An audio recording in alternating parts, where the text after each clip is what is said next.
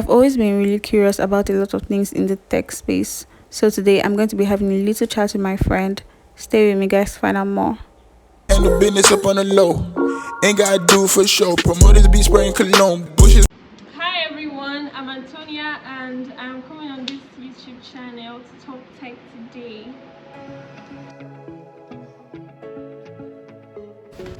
Hi guys, welcome back to the Light YouTube channel. My name is Millicent and I'm going to be part of the video today.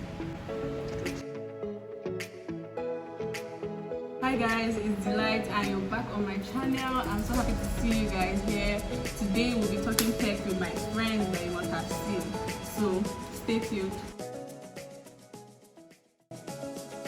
So Antonia is a front-end engineer and also a tech instructor. She works at Nugitech, the company that developed the app Post Cap. So she's going to be talking with us today. So she's on our hot seat today and we will be giving her questions. She should answer. How do you feel about the hype that is around tech? You know, like everybody's just like tech this, tech that, tech babe, I want to go into tech, stuff like that. Okay, the hype mostly is because of how much money the people in tech are making. The devs, the companies where they're going to, people are working in Google and the other big companies, and they mostly are just seeing it from the outside, but when they go in, it's difficult. Like the job. Do you think tech is like a hard thing? Do you think it's for everybody or it is hard? So a few people should just. Okay, tech is job is demanding. You have to be on it almost 24 hours. Not 24 hours, of course you sleep, but it's demanding. Sometimes you stay in the office and work overnight and then rest and come back again. People do lose their friends though. You see, so it's not like what social media is actually making it look like, but when you're making the money, you will enjoy it. You will definitely enjoy it. So yeah. What tech skill do you think is underrated? Like, what tech skill is underrated? I feel knowing how network works is underrated. Because now the internet is no longer having that much attention. It's mostly AI, social media, things that are on the internet. But you having knowledge of how network actually works is underrated. So like it's a skill that you can actually go and learn. Yeah, you can be a network engineer, setting up networks for different companies, and the fact that everything that's online is built on network is what is making it so as though it's not there, because you're paying too much attention to other things like AI, NFTs, blockchain, and the other things that are being projected on social media. So what do you feel like is the future of tech like? Because right now, like you just said, we all feel is AI. So do you think AI is the future of tech, or there's something else that we cannot see? You know, you're the one that is inside this box already. Us, we cannot see. I recently saw a blog post about a lady in fashion. She was talking with an AI engineer that's going to infuse AI into fashion, where she would have avatars that are actually depicting the designs that she wants. People would use the avatars, see how they are on themselves, the clothes they want to buy, they feel without actually being in the shop. So that kind of thing is what might happen in almost every other industry, except maybe when it comes to food. Okay. Or Africa, I guess, because the way things are going, like how we have the metaverse, you don't need to go anywhere to get anything. Then you stay at home and you connect to your metaverse account, and you can literally go to a concert at home. So it's not just AI. You also have VR. You also have Web3. Yeah. And it's amazing. At the same time, it's kind of scary, because is all of this exposure good for us, or is it just going to make us, I don't know, distracted? Okay, Antonia, you're a software developer. So what's that one thing about software developers that people don't know? Is that Developers, as much as they show sometimes on social media and YouTube that we're doing a lot of work and we're doing so well, building wonderful apps for people, we do have this imposter syndrome thing. Bro, if you were not doing as much as you should already. Imposter syndrome is with every profession. With everybody, man. Ours is like It's worse. it's worse. And you guys look put together. Because technologies keep coming out every single day. I don't know. There are people that are so creative and they come up with things every day, and there are lots of problems we have to solve even for ourselves as devs. So the whole change is so rapid and we have to keep up, else you're kicked out and you're staying on the same skill for 2 years. You look back and see that you're so far behind because there are so many new things that come in such a short time. So that's imposter syndrome thing is there and it's very high. So. Do you also feel that thing, or you know that okay, we're in control?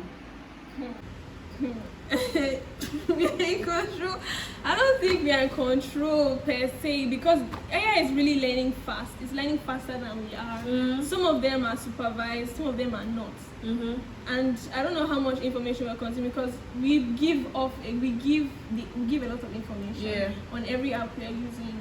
And so Like even on Snapchat now that people are telling their stories to my AI on Snapchat, like you see, we're giving so much information. we're giving so much information. So for now, AI is just like an assistant we can always call on and help out with day-to-day tasks. But if it's more than that, well, I don't know, man. I don't know, because it's just going really fast. It's just going really, really fast. So it is interesting. I'd love to see what we can do in 10 years time, 5 years time. But it's as scary as it's interesting. So What's a tech skill that you think everybody should have? everybody should be able to know how to bring a design to life, even if it's just for posters. Okay, that's what's it called? Is it graphic design? Yeah, graphic design. Just have some idea of it.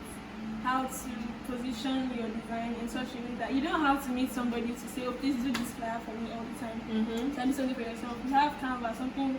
It's not, you don't even have to take a course to learn Canva. Just go there, they have templates already. So if you have an idea and you want to just share, you can. Okay. Earlier you talked about like tech consultants and all of that. So I want you to like tell me about the business in tech. What is it like? The business part of Yes. it. Okay. The work that goes on in tech is actually people having their applications built by tech companies and then giving them to people to use, and then the commissions or the subscriptions the customers, the users pay for is where the revenue is generated from. So if you want to build an app that solves a problem for maybe stay-at-home moms, they use the app, they subscribe every month. The money goes to the owner of the app, the company, and then if the company, the tech company, has a deal with the company who owns the app, they can have commissions off the subscription. Else they just do a one-time job, get paid to build the app, and then go off. So the app that's built is now handed over to the company. Yeah.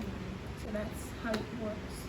I wanted to ask like this question: who or what inspired your tech career?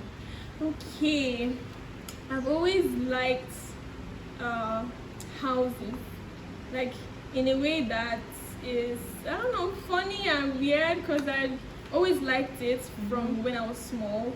So I wanted to get into tech just so that I can have access to things that would allow me learn how to control fridges at home, ACs, doors, this IoT basically, and also having AI in the house.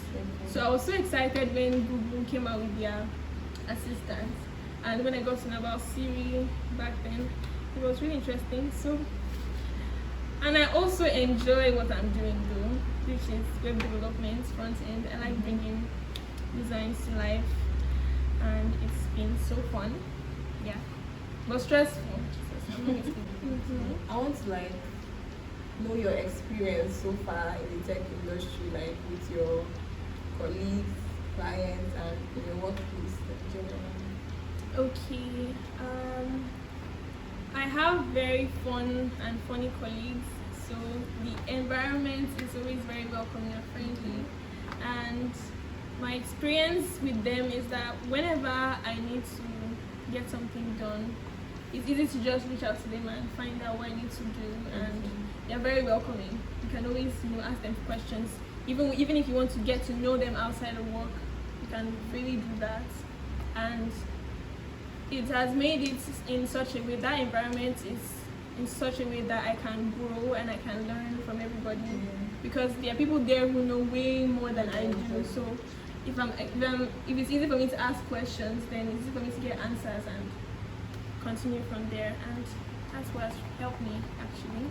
Okay, so as a tech girl, are you allowed to explore other skills? I mean, we talked about this the other day like this, so I just want to we want to know if you're allowed to explore.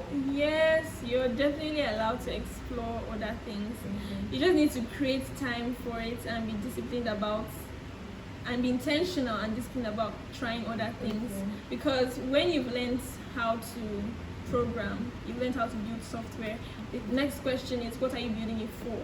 So the skill you learn, maybe you're doing jewelries, or you start learning how to do makeup, you want to know how to build something around the new skill you've learned. So yeah, it makes it even more interesting. Which other skill would you like to explore?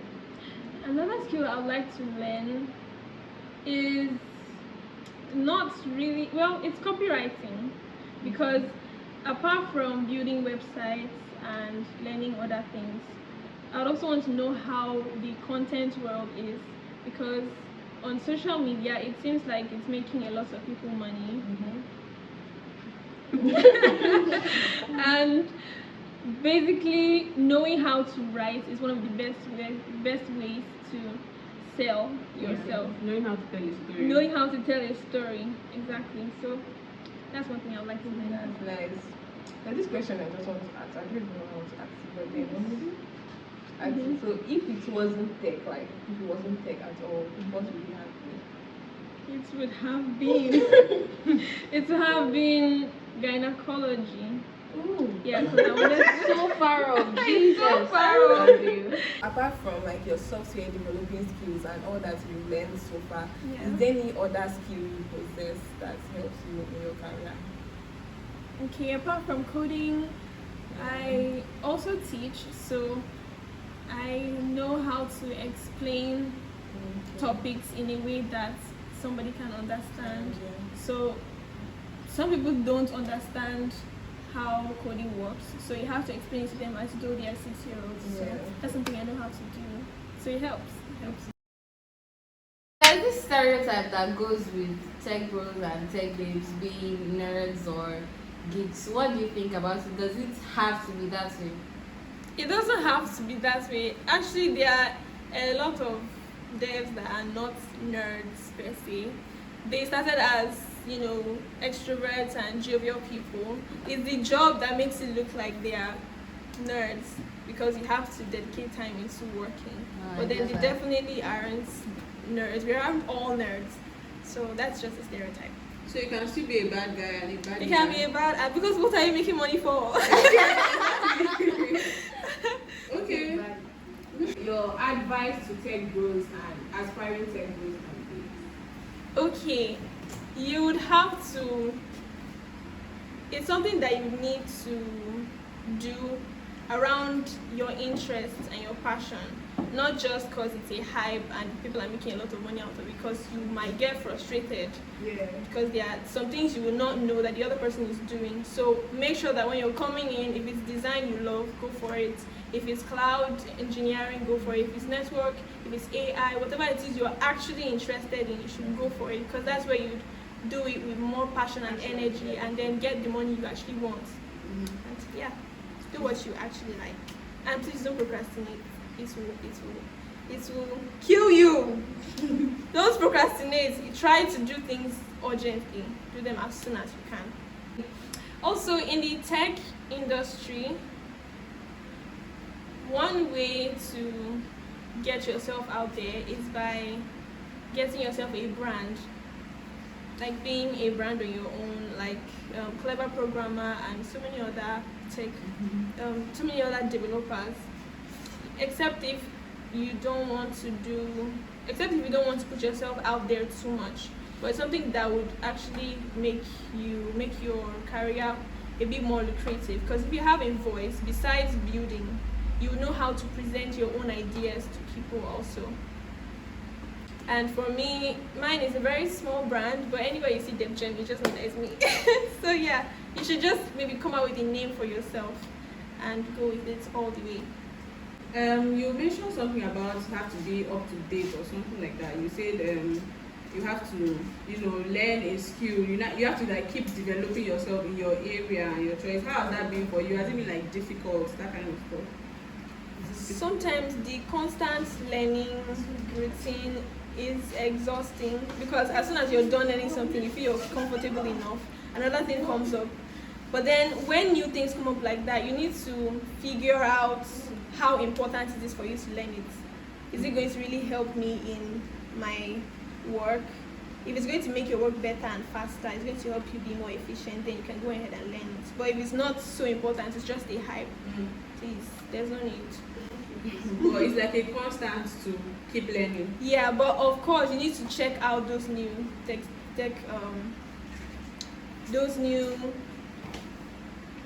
services. The services, the new skills, the new tools, yes. The new tools that come out, because they are just wired for you to do your work better.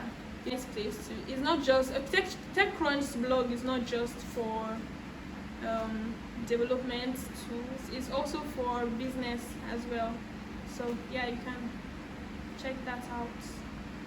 So like you just say TechCrunch. What other, is it like a website? What other website? Yes, it's a website can help us out. What other websites? Well, it's mostly TechCrunch I go to, and I also check Twitter, dev Twitter. The open source environment. You meet a lot of devs there who have similar interests as you. So yeah, that's where you can also go to. Laptop. Laptop or desktop? Laptop or desktop? I would have said laptop because it's portable, but desktop because you can change your keyboard sets and your mouse, and the aesthetic about desktop is just better than laptop. So I get it.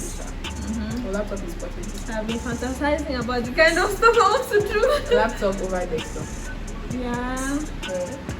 Is it a It's laptop for you, because it looks like tech brand, techie. And that's what we are going for. And like it doesn't require as much space, because imagine a desktop inside my small room. Exactly. And we don't do much. What do we do? So we just carry laptop. Exactly. Laptop for the win. Yep. Why do we have labs if we can't keep tops on it? You're not supposed to keep laptop on your lap, Jesus. Guys, I hope you enjoyed this video. I hope you learned a lot from this video. Personally, I and my friends enjoyed making this video. And please, if you like me to talk about any more topics, or if you want me to talk to anyone, please suggest in my comment section. Please subscribe, like, and comment, and see you next time. See you soon. Bye.